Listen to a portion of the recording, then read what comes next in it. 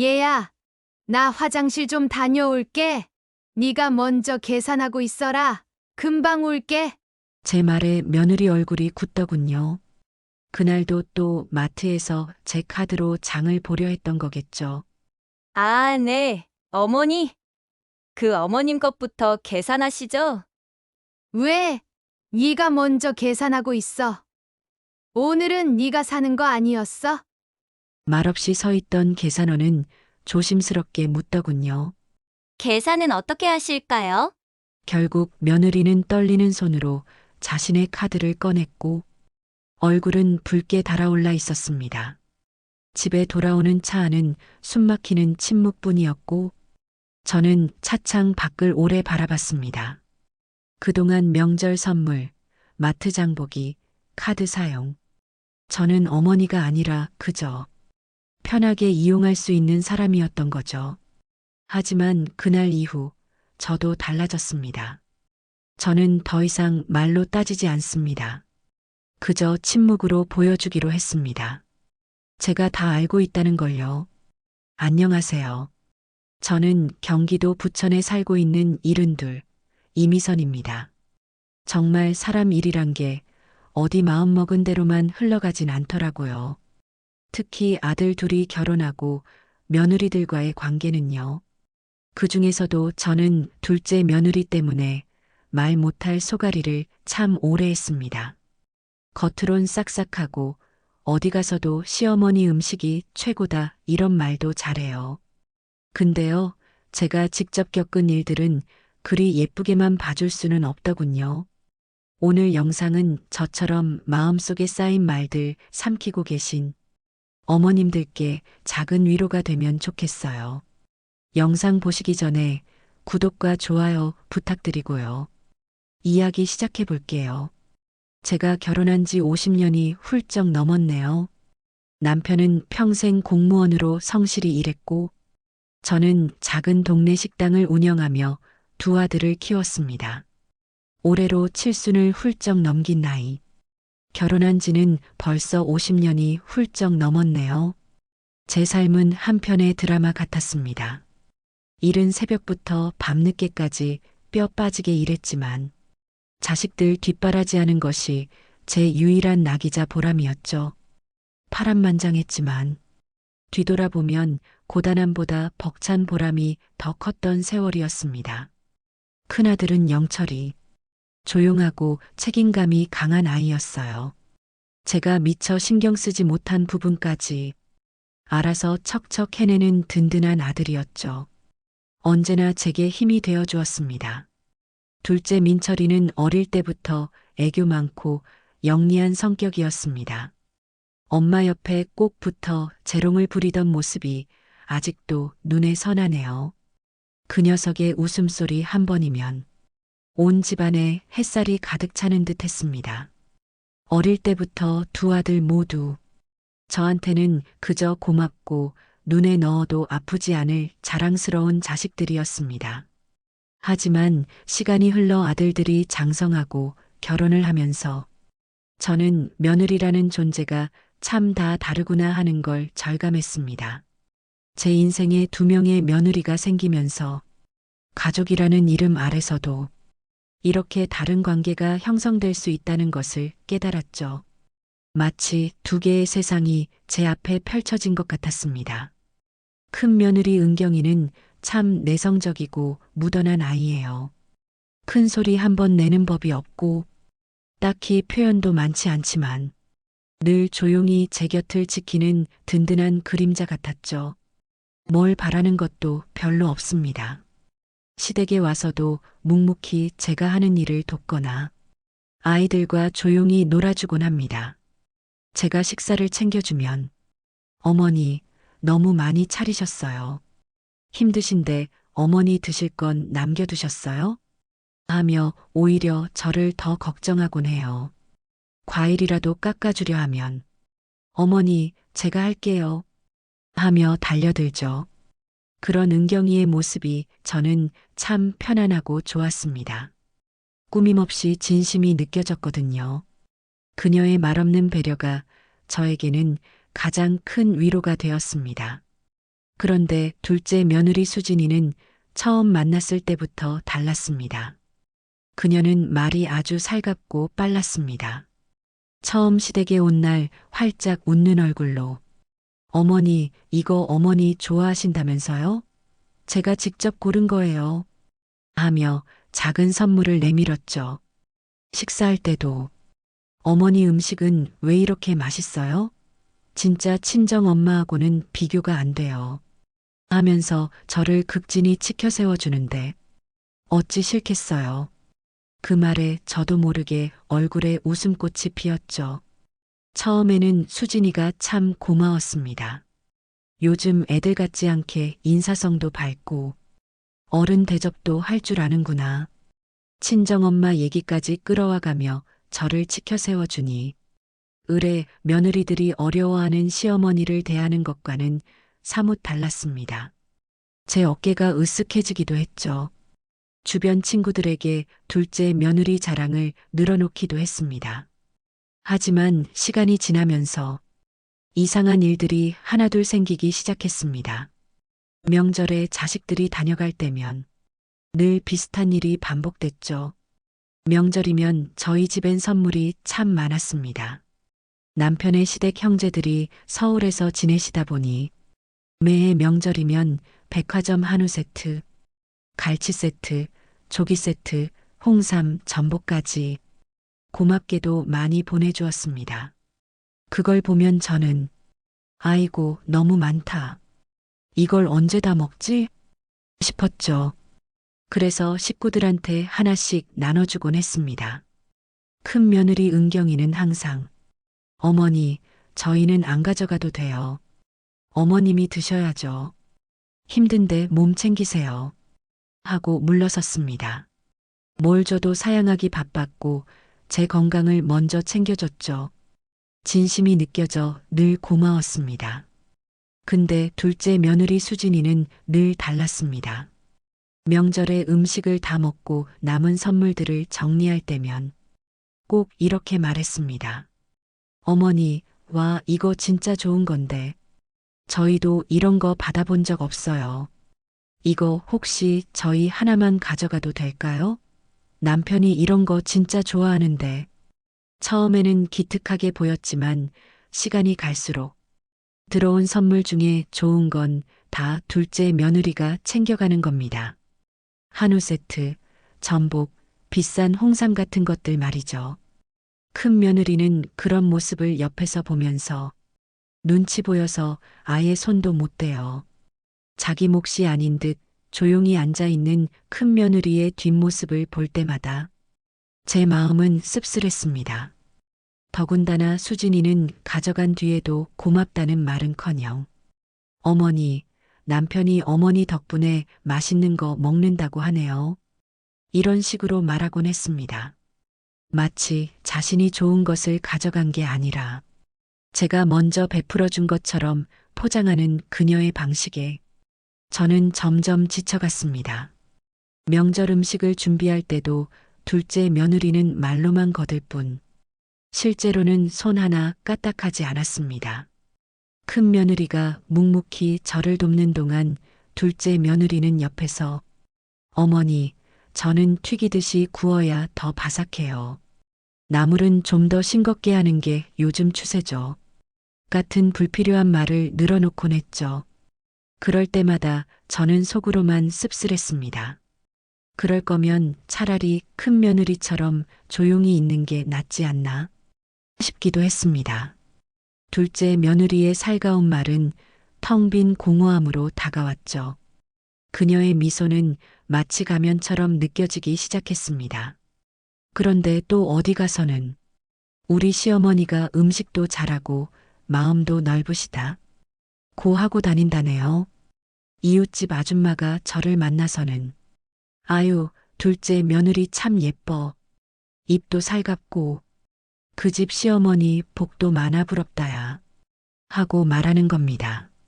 그 말을 들을 땐 웃어야 하나 울어야 하나 싶었어요. 겉으로는 웃었지만 제 속은 이미 쓰디쓴 한숨으로 가득했습니다. 겉과 속이 이렇게 다를 수도 있구나. 사람들은 겉모습만 보고 판단하는구나. 그러던 어느 날, 저를 정말 기가 막히게 했던 작은 사건이 있었습니다. 명절날, 큰 며느리와 함께 주방에서 설거지를 하고 있는데, 둘째 며느리가 옆에 와서 슬쩍 말을 건네더군요. 어머니, 혹시 저 어머니 카드 좀 써도 돼요? 제가 오늘 백화점에 가서 아이 물건이랑 생필품 좀 사려고요. 제 카드는 한도가 다 차서요. 남편 월급날이 아직 멀어서요. 아이 물건에 생필품이야 뭐 그리 큰 걸 사겠나 싶어서. 저는 흔쾌히 그랬어. 필요한 거 있으면 편하게 써라. 아들 월급날까지 불편하면 안 되지. 했습니다. 제 아들과 며느리가 요즘 물가에 월급으로 아껴가며 사는 모습이 안쓰러웠고, 그래도 저희는 남편 연금과 제 국민연금으로 여유가 있었기에 조금이라도 도와주고 싶은 마음이었죠. 자식 잘 되는 게 부모 마음 아니겠어요? 그런데 나중에 은행에 가서 제 카드 내역을 확인해 보니 글쎄 수십만 원이 훌쩍 빠져 있더라고요. 깜짝 놀라 내역을 자세히 보니 애장난감, 그것도 제법 비싼 브랜드 의류, 수입세제, 몇 겹짜리 고급 휴지, 심지어 차량용 방향제까지 목록이 끝없이 이어졌습니다. 아니, 필요한 거 사라고 했지. 이렇게까지 사라고 한 건 아니었는데 제 가슴이 답답해졌습니다. 다 좋은데 최소한 이렇게 많이 쓸 거면 말 한마디라도 다시 하면 좋잖아요. 아니면 나중에라도 어머니, 제가 좀 많이 썼네요. 죄송해요. 라고 사과라도 하든지요. 게다가 더 기가 막혔던 건 둘째 며느리가 아들과 주변 사람들에게 어머니가 물건 사라고 용돈을 줬다 며 생색을 내고 다닌다는 소리였습니다. 어머니가 도와주셨다고 말하며 마치 제가 거금을 준 것처럼 포장하는 며느리의 행동에 조금은 씁쓸한 생각이 들었습니다. 그녀의 착한 며느리가면 뒤에 숨겨진 얄팍한 계산이 보이기 시작한 겁니다. 제 속은 쓰렸지만 겉으로는 아무렇지도 않은 척했습니다. 그런데 이게 다가 아니었습니다. 가까이 사는 둘째 아들 내외다 보니 둘째 며느리는 마트 행사만 있으면 저를 데리고 가려 했습니다. 어머니 요즘 장 보시기 힘드시죠? 마침 대박 세일이라서요. 제가 차로 모실게요. 어머니 필요한 것도 사시고 바람도 쐴 겸 같이 가요. 살갑게 말하니 거절할 수도 없었습니다. 매번 다음에 갈게 하기도 미안했죠. 어쨌든 아들과 가까이 지내는 며느리인데 너무 냉정하게 대하는 것도 도리가 아니라고 생각했습니다. 그렇게 따라간 마트에서 며느리는 물건을 이것저것 카트에 담기 시작하더라고요. 저는 필요한 당면이랑 두부, 국거리용 고기 조금만 담았습니다. 그녀는 제 카트에도 이것저것 넣어주었습니다. 이건 아기 간식이니까 하나 더 담고, 이 기름은 1+1이네요. 어머니 것도 챙겨요. 하면서 카트에 계속 물건을 쌓아 올렸습니다. 카트가 가득 차다 못해 넘칠 지경이었습니다. 저렇게 많이 사도 괜찮을까? 하는 걱정이 앞섰지만 며느리가 사주는 것이니 굳이 말리지 않았습니다.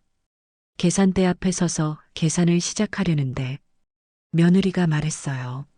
어머니, 저 화장실 좀 다녀올게요. 줄이 기네요. 계산 좀 부탁드릴게요. 금방 올게요. 따로 계산하기도 못했고 어차피 제가 사주려고 간 것이긴 했지만 며느리가 박스 챙긴다거나 화장실에 다녀온다거나 하는 핑계를 대고는 늘 계산대에서 사라지는 것이었습니다. 아니나 다를까 이번에도 그녀가 자리를 비우자마자 결제창을 보니 30만 원이 훌쩍 넘게 찍혀 있더군요. 제 몫은 8만 원도 채 안 됐는데요. 액수가 사실 부담도 되었고요.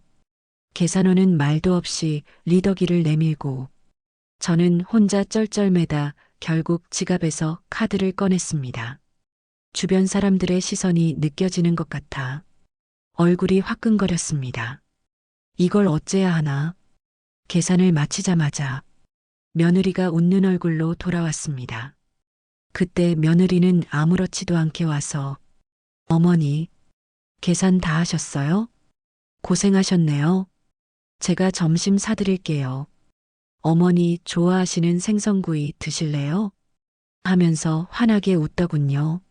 마치 이 정도면 됐죠? 제가 할 도리는 다 한 거죠? 하는 표정 같았어요. 어처구니가 없었습니다. 끓어오르는 화를 간신히 사겼습니다. 속으로는 이젠 하다 이런 식으로 나를 이용하는구나 하는 생각에 치가 떨렸지만 겉으로는 아무렇지 않은 듯 고개를 끄덕였습니다. 그날 이후 마트는 저에게 편안한 장소가 아닌 며느리의 얄팍한 계산이 도사리는 불편한 곳이 되어버렸습니다. 그날 남편에게 그 일을 얘기했더니 남편은 무뚝뚝하게 말했습니다. 그냥 이해해. 작은 아들네가 요즘 좀 힘들잖아. 당신이 좀 너그러이 넘어가야지. 그래도 며느리가 살갑게 말이라도 해주니 다행 아니야. 남편의 그 말이 저는 더 서운했습니다. 아니 힘들면 말을 하지. 솔직히 나한테 이야기하면 내가 기꺼이 도와준다고요. 이건 아니잖아요.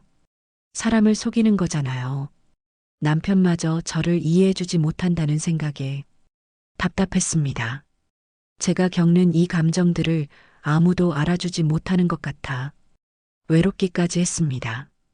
그렇게 소가리를 몇 번이나 하다가 어느 날 저는 마음먹었습니다. 더 이상 이렇게 당하고만 있을 수는 없다고요. 한 번은 나도 며느리 방식 그대로 해보겠다고요. 며느리에 가면 뒤에 숨겨진 진짜 모습을 한 번쯤은 드러내 보이리라 결심했습니다.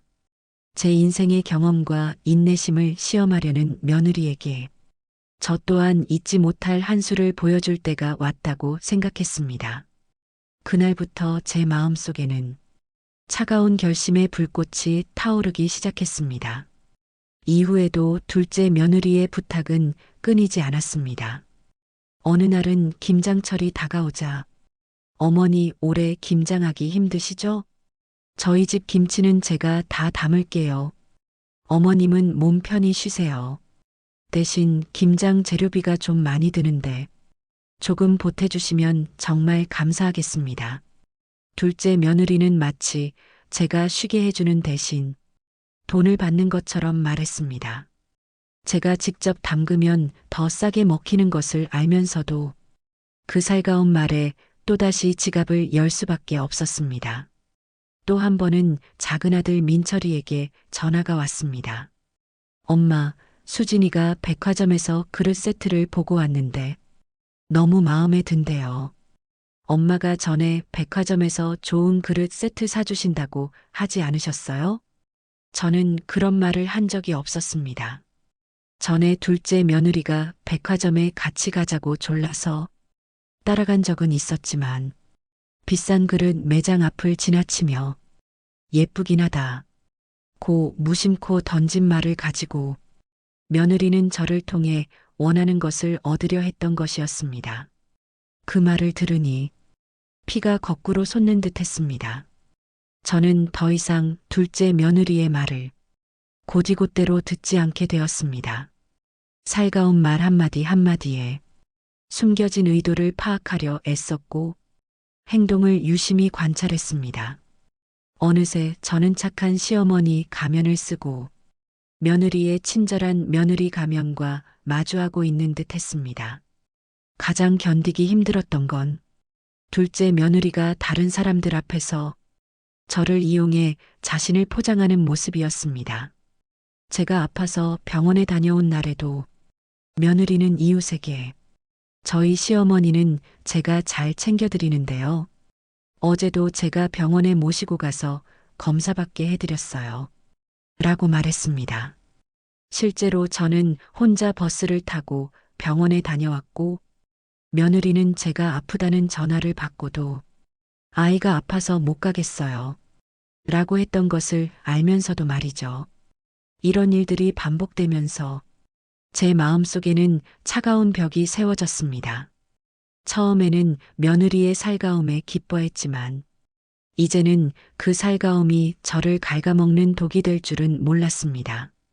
제가 아는 둘째 며느리는 이제 더 이상 예전의 살가운 아이가 아니었습니다. 그저 자신의 이익을 위해 저를 이용하고 겉으로는 착한 며느리인 척 연기하는 사람이 되어버렸습니다. 제 마음은 복잡한 감정으로 소용돌이쳤습니다. 배신감, 서운함, 그리고 무엇보다 스스로에 대한 실망감이 컸습니다. 내가 자식 농사는 잘 지었다고 생각했는데 며느리 복은 없구나. 이런 생각이 저를 잠식했습니다. 남편은 여전히 둘째 아들네가 힘들다는 이유로 며느리의 행동을 감싸주려 했지만 저는 더 이상 남편에게 이 모든 감정을 털어놓을 수 없었습니다. 제 속마음을 이해하지 못하는 것 같았으니까요. 이 모든 상황을 직접적으로 따져 묻는 것은 현명하지 못하다고 생각했습니다. 오히려 관계만 더 악화시킬 뿐이라는 것을 오랜 세월의 경험으로 알고 있었죠. 저는 다른 방식으로 둘째 며느리의 가면을 벗겨내기로 결심했습니다. 며느리가 얄팍한 방식으로 저를 이용하려 할 때마다 이제 말없이 미소만 지었습니다.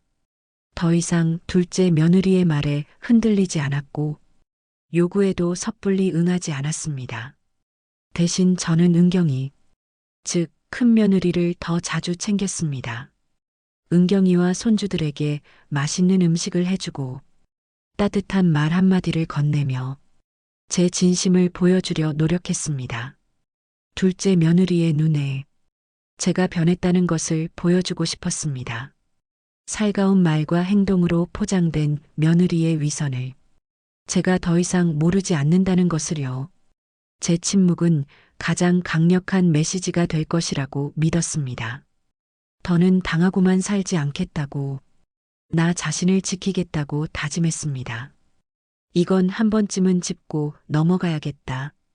내가 말 안 한다고 해서 바보는 아니라는 걸, 나도 다 알고 있다는 걸 보여줘야겠다고요. 며칠 뒤 둘째 며느리에게서 전화가 왔습니다. 목소리는 여전히 밝고 살가웠습니다. 어머니, 이번 주말에 마트에 대박 행사 또 하더라고요. 요즘 오히려 혼자 가시면 무거우시잖아요. 제가 차로 모실게요. 같이 마트 가요. 그 전 같았으면 아이고 됐다. 바쁘다. 하며 적당히 넘겼을 텐데요. 이번에는 저도 똑같이 살가운 표정으로 받아줬습니다. 그래, 마침 나도 장 봐야 할 게 있었어. 잘 됐네, 같이 가자. 수화기를 내려놓고 침착하게 준비를 시작했습니다. 냉장고를 열어 뭐가 필요한지 확인하고 손주들이 좋아하는 음식 재료 목록까지 꼼꼼히 작성해뒀죠. 그날 절대 물러서지 않겠다고, 며느리의 얄팍한 수를 더는 모른 척하지 않겠다고 마음먹고 출발했습니다. 제 심장은 쿵쾅거렸지만 겉으로는 평온을 가장했습니다. 마트에 도착하자 며느리는 익숙한 손놀림으로 커다란 장바구니를 2개 꺼내더군요. 어머니, 이거는 어머니 거, 이거는 제 거예요. 하면서 능청스럽게 건네는 모습에 실소가 터져나왔습니다.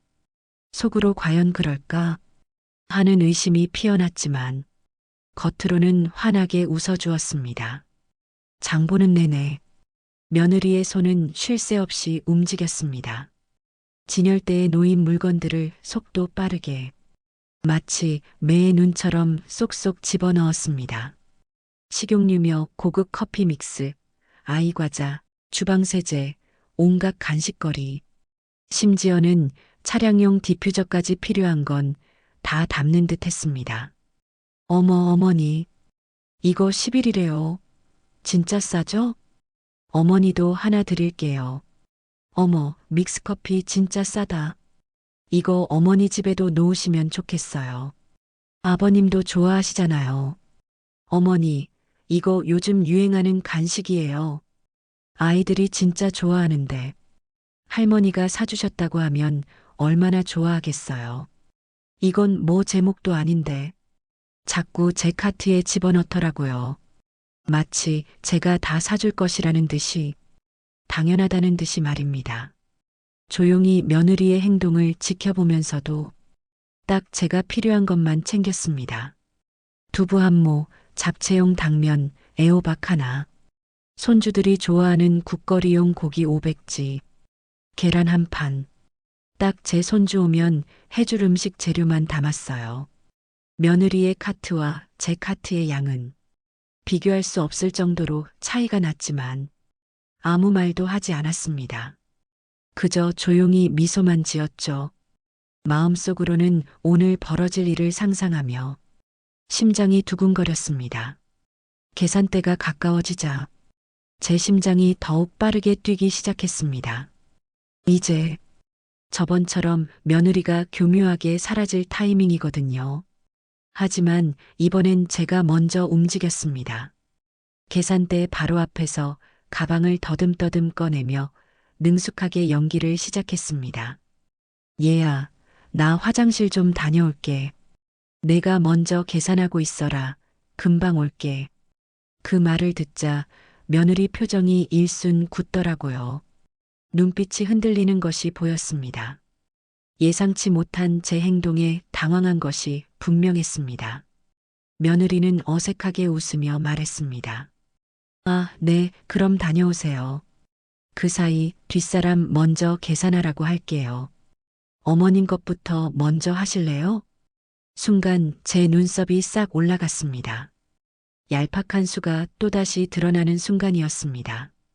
저는 단호한 표정으로 며느리를 똑바로 바라보며 말했습니다.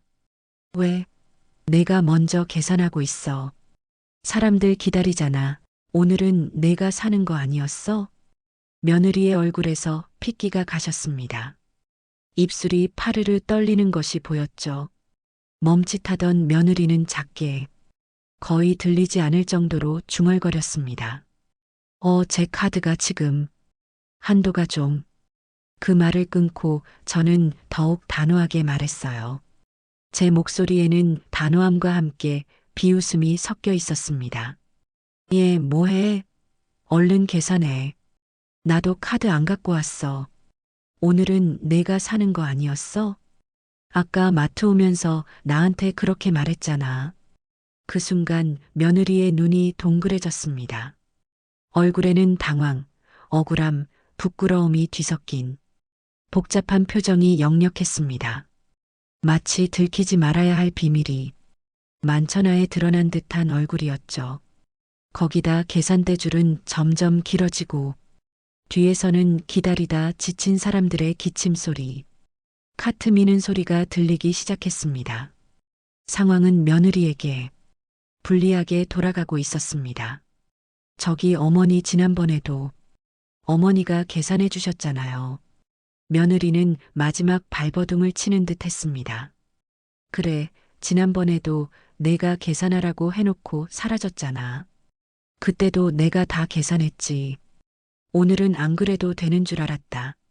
말 끝나기도 전에 등을 돌려 계산대를 벗어났습니다. 사람들의 시선이 자연스레 며느리 쪽으로 쏠렸어요.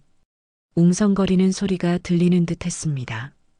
계산원도 조심스럽게 묻더군요. 계산은 어떻게 하실까요?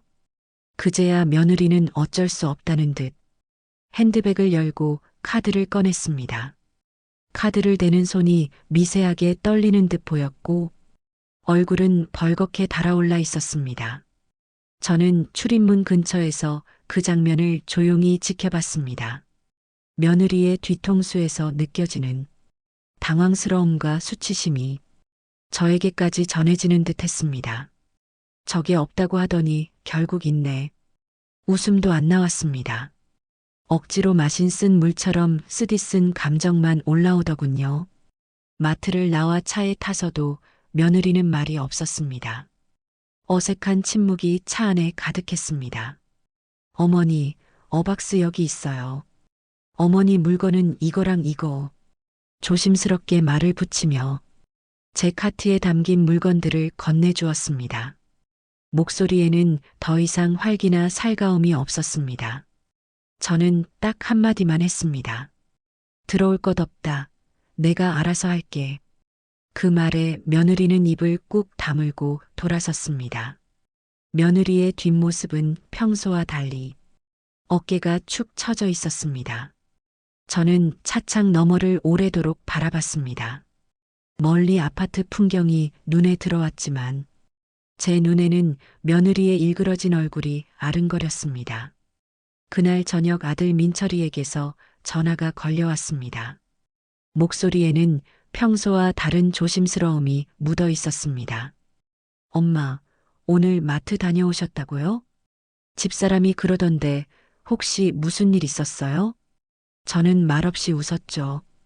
그래, 내 마누라가 장 봐주더라. 잘 먹을게. 신경 써줘서 고맙다고 전해줘라. 수화기 너머로 침묵이 흘렀습니다. 그리고 조용한 숨소리 너머로 아들의 말이 이어졌습니다. 엄마 혹시 무슨 일 있었어요? 아까 수진이가 좀 이상하다고, 얼굴이 안 좋다고. 그의 목소리에는 불안감과 궁금증이 섞여 있었습니다. 그제야 저는 조용히 아주 차분하게, 그러나 단호하게 말했습니다. 민철아, 맡겨놓은 정 없다. 너나 내 마누라가 나한테 뭘 바라지 마라. 내가 줄 땐 줄 테니 나한테 요구하지 마라. 그저 부모와 자식 간의 도리만 지키고 살아라. 그 말이 제 진심이었습니다. 그동안 쌓아왔던 모든 감정이 담긴 제가 할 수 있는 가장 강한 말이었습니다. 아들은 아무 말도 하지 못했습니다. 침묵은 제 메시지가 아들에게도 충분히 전달되었다는 것을 의미했습니다. 저는 더 이상 미련 없이 수화기를 내려놓았습니다. 마트에서 둘째 며느리가 결국 떨리는 손으로 카드를 꺼내던 그날 이후 우리 사이에는 말로 설명할 수 없는 긴장감이 감돌았습니다. 예전처럼 아무렇지 않게 살갑게 들이대지도 않았고 제가 말 안 해도 한 발 물러서 있는 모습이 눈에 띄게 보였죠. 며느리의 웃음은 사라졌고 제 얼굴에도 굳은 표정이 드리워졌습니다. 어색하고 불편한 침묵이 우리를 감쌌습니다. 그렇게 며칠이 흘렀습니다. 팽팽한 긴장감 속에서 누가 먼저랄 것도 없이 서로를 피하는 듯한 날들이 이어졌습니다. 그러던 어느 날, 둘째 며느리에게서 조심스러운 전화가 왔습니다. 목소리에는 평소에 활기 넘치던 애교는 온데간데 없고 잔뜩 움츠러든 조심스러움이 묻어 있었습니다. 어머니 저녁 한 끼 같이 하실래요? 저 혼자 갈게요. 어머니께 드릴 말씀도 있고요. 그 전 같았으면 바쁘다거나 괜찮다며 거절했을 수도 있었겠지만 이번에는 저도 그냥 담담하게 대답했습니다. 그래 와라. 밥은 해야 하니까. 제 목소리에는 아무런 감정도 실려 있지 않았습니다. 약속한 저녁 시간 수진이가 문 앞에 도착했을 때 저는 아무 말 없이 문을 열어주었습니다. 며느리는 고개를 푹 숙인 채 들어섰고 평소 같으면 시끄러웠을 거실은 정적에 잠겼습니다. 우리는 식탁 앞에 마주 앉았지만 서로 숟가락만 들고 밥그릇을 톡톡 건드릴 뿐이었습니다. 밥알이 모래알처럼 서걱거리는 것 같았습니다. 숨막히는 어색한 정적 속에 며느리가 먼저 입을 열었습니다. 목소리는 작게 떨렸습니다. 어머니 그날 마트에서 제가 너무너무 민망했어요. 솔직히 어머니가 그렇게 하실 줄 몰랐거든요. 정말 죄송합니다. 그 말에 저는 가만히 며느리의 얼굴을 바라봤습니다. 며느리의 눈빛은 흔들리고 있었고 볼은 살짝 붉어져 있었습니다. 제 마음속에서 수많은 감정들이 교차했습니다. 진심 어린 사과인지 아니면 그저 상황을 모면하려는 말인지 알 수 없었죠. 저는 길게 숨을 내쉬고 조용히 입을 열었습니다. 제 목소리에는 지난 세월의 서운함과 답답함이 배어 있었습니다. 너 그동안 내가 모르는 줄 알았니? 내가 바보인 줄 알았어? 명절 때마다 가져가던 좋은 고기도, 선물 세트도, 네가 나 몰래 카드 쓴 것도, 마트에서 내가 계산하라고 하고 사라지던 것도, 내가 그걸 다 잊는다고 생각했니? 아니면 내가 아무것도 모르는 늙은이라서 네가 뭘 해도 괜찮다고 생각했던 거니? 그 말에 며느리는 눈이 동그래졌습니다. 며느리의 눈빛에는 놀라움과 함께 깊은 당혹감이 스쳐 지나갔습니다. 처음엔 말문이 막힌 듯 하더니 이내 고개를 푹 숙였습니다. 며느리의 어깨가 미세하게 떨리는 것이 보였습니다. 잠시 후 며느리는 거의 울음 섞인 목소리로 어렵게 말을 꺼냈습니다. 죄송해요. 어머니 정말 죄송합니다. 근데 솔직히 말해서 저도 좀 힘들어서요. 요즘 저희 사정이 정말 많이 빠듯했거든요. 남편 벌이도 예전 같지 않고 애 키우는 것도 너무 힘들고 갑자기 물가는 오르고 제가 좀 무리해서 좋은 집에 들어오고 싶어서 대출도 많이 받았어요. 주변에선 다들 돈 잘 번다고 부러워하는데 저희 속 사정은 아무도 몰라요.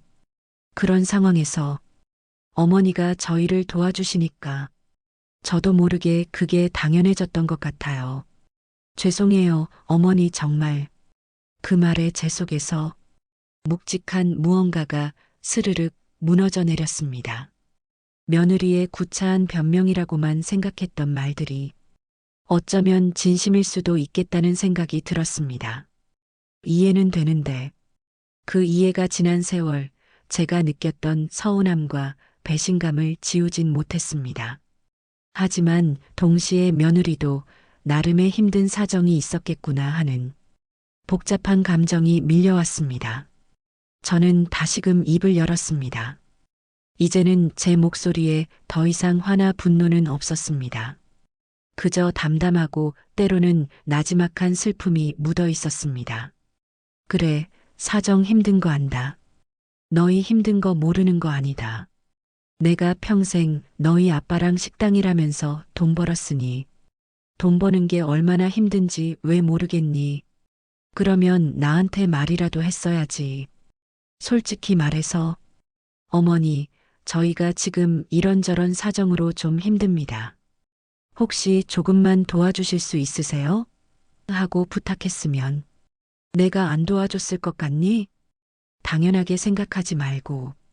이건 내 돈이고 내 생활이야. 내가 안 도와주겠다는 게 아니야. 근데 사람이 말은 해야지. 너무 당연하게 가져가고. 심지어 마트 계산까지 몰래 맡기면 나는 뭐가 되니? 내가 나를 뭘로 본 건지. 그게 내 마음을 얼마나 아프게 했는지 아느냐. 그 말에 며느리는 참았던 눈물을 터뜨렸습니다. 며느리의 눈시울은 이미 붉어져 있었고 이제는 어깨까지 들썩이며 흐느끼기 시작했습니다. 그리고 작게 거의 중얼거리듯 말했습니다. 무서웠어요. 어머니가 싫어하실까봐. 제가 돈을 달라고 직접 말하면 어머니가 저를 탐욕스러운 며느리라고 생각하실까봐. 그래서 자꾸 웃고 넘기려고만 했던 것 같아요. 제가 비겁했어요.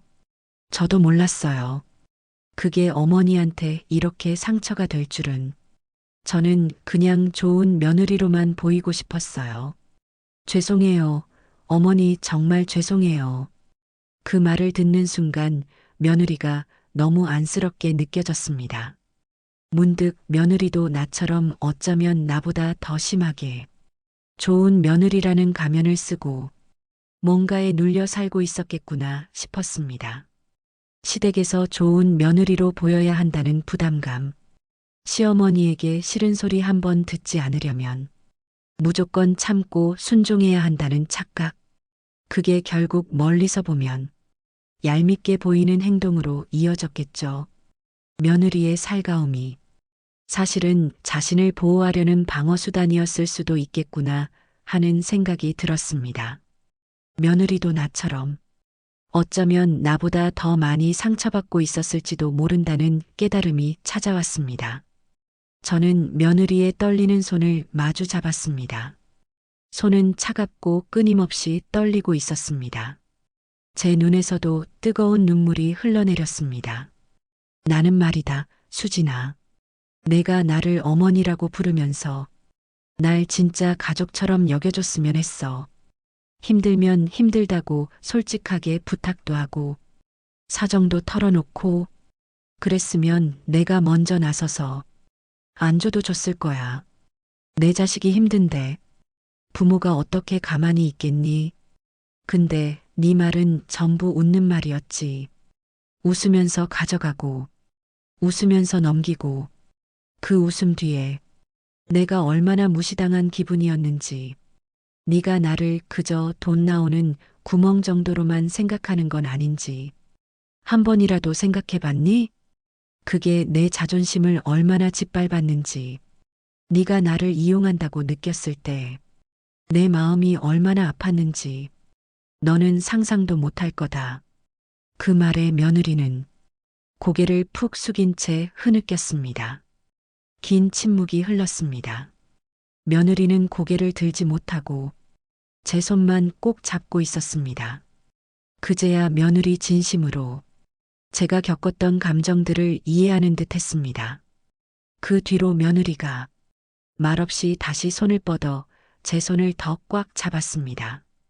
차갑고 떨리는 손이었습니다. 죄송해요. 어머니 진짜 죄송해요. 어머니 마음 모르고 저만 편하자고 했던 것 같아요. 제가 어리석었어요. 이젠 정말 안 그럴게요. 앞으로는 말로 부탁할게요. 제가 도움 필요할 땐 숨기지 않고 솔직하게 말로 부탁드릴게요. 어머니 용서해 주세요. 그 순간 저는 더 이상 참을 수 없었습니다. 마음속 깊은 곳에서 오랫동안 눌러왔던 화와 서운함, 그리고 이제는 안도감이 뒤섞여 눈물로 터져 나왔습니다. 저는 며느리의 손을 더욱 힘주어 잡으며 울었습니다. 그래, 이제는 나도 말할게. 필요하면 도와줄 거야. 네가 힘들면 내가 가진 거 나눠줄 수 있어. 그 대신 너도 말해. 숨기지 말고 솔직하게 말해. 그래야 내가 안 억울하지. 그래야 네가 내 진짜 가족이지. 가족은 솔직해야 하는 거야.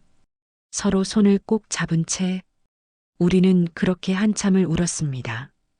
그날 밥상은 눈물로 젖었습니다. 밥도 국도 식었지만 그보다 따뜻한 말 한마디가 우리 둘 사이의 얼음장을 녹였습니다. 인생을 살아오면서 가장 솔직했던 대화가 그날 이루어졌습니다.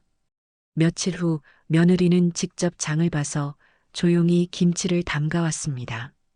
김치 통릇에는 어머니 맛있게 드세요라는 작은 메모가 붙어 있었습니다. 어머니 손맛 따라가려면 아직 멀었지만 제가 한번 배워보고 싶어서요. 다음에는 같이 담가요, 어머니. 그 말에 저는 고개를 끄덕이며 환하게 웃었습니다. 이 아이도 진정으로 변화하려고 애쓰는구나. 그 마음이 느껴졌습니다.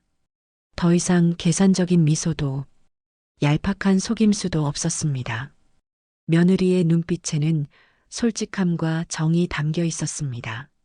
지금은요, 예전처럼 명절 때 같이 장 보러 가자는 말은 안 하지만 필요한 게 있으면 며느리도 조심스레 저에게 묻고 저도 제 기준을 말하면서 조율합니다.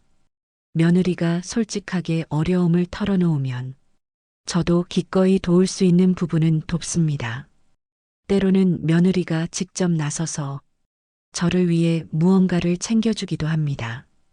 더 이상 저는 그녀의 행동에 숨겨진 의도를 찾으려 애쓰지 않습니다. 어쩌면 이게 진짜 가족이지 싶어요. 웃으며 포장된 말보다 서로에게 솔직하고 조심스레 꺼낸 진심이 더 깊게 마음을 울린다는 걸 저는 늦게나마 알게 됐습니다. 그리고 이제는 제 두 며느리가 모두 저에게 진정한 가족으로 다가왔습니다. 이제는요. 둘째 며느리, 그 아이가 뭘 하든 전 그 마음부터 보려 합니다. 얄팍한 계산 말고 정말 나를 가족으로 여기는 그 진심이 느껴지면 저도 기꺼이 내 마음 열 준비가 돼 있거든요. 한동안은 참 많이 속상하고 내가 사람 보는 눈이 없었나 싶기도 했어요. 근데 결국 진심은 돌고 돌아 통하는구나. 그걸 이제야 느낍니다. 가족이라는 건요, 가까울수록 어려운 거더라고요. 말 한마디로도 서로에게 큰 상처를 줄 수 있고 또 한마디 진심으로 서로의 삶을 바꿀 수도 있잖아요. 그걸 솔직하게 풀 용기를 낸다면 누구든 다시 가까워질 수 있습니다. 저는 이제야 그걸 알게 됐어요. 시어머니도 며느리도 누구도 완벽한 사람은 아닙니다. 서로 다른 인생을 살아온 두 사람이 가족이 되려면 시간도 이해도 무엇보다 진심이 필요하다는 걸요. 저는 지금 가끔 둘째 며느리랑 같이 시장도 가고 손주들 얘기도 하면서 웃곤 합니다. 아직도 가끔 엉뚱한 소리 할 때도 있지만 이제는 그 말 속에 담긴 진짜 마음을 들으려 합니다. 그 아이도 저도 서로를 조금 더 조심하면서 진짜 가족이 되어가는 중입니다. 이 이야기를 듣고 계신 모든 시청자분들께도 말씀드리고 싶어요. 혹시 지금 가족 때문에 마음 아프신가요? 혹시 얘기하지 못한 말이 가슴에 남아 있나요? 그럼요, 용기 내보세요. 기다리기만 하면 영원히 바뀌지 않더라고요. 먼저 한 발 나아가 보면 그 사람도 따라와 줍니다. 끝까지 들어주셔서 감사합니다. 구독, 좋아요, 알림 설정 부탁드릴게요.